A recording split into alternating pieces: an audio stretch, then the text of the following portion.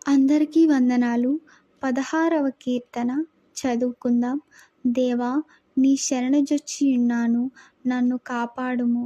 నీవే ప్రభుడవు, నీకంటే నాకు క్షేమాధారమేదియూ లేదని యెహోవాతో నేను మనవి చేయుదును.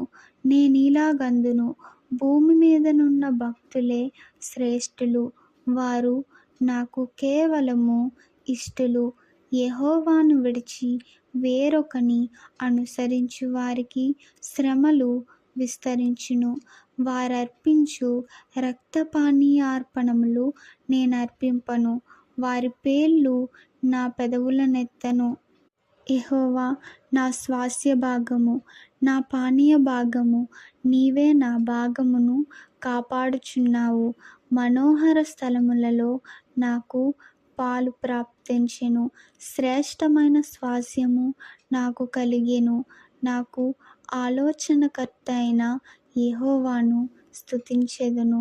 రాత్రి గడియలలో నా అంతరింద్రియము నాకు బోధించుచున్నది. సదాకాలము యెహోవాయందు నా గురి నిలుపుచున్నాను. ఆయన నా కుడి పార్శ్వమందు ఉన్నాడు గనుక నేను కదల్చబడను. అందువలన నా హృదయము సంతోషించుచున్నది, నా ఆత్మ హర్షించుచున్నది, నా శరీరము కూడా సురక్షితముగా నివసించుచున్నది.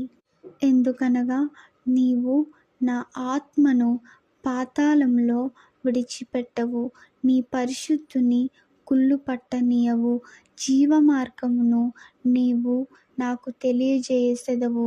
నీ సన్నిధిని సంపూర్ణ సంతోషము కలదు, నీ కుడి చేతిలో నిత్యము సుఖములు కలవు. ఆమేన్.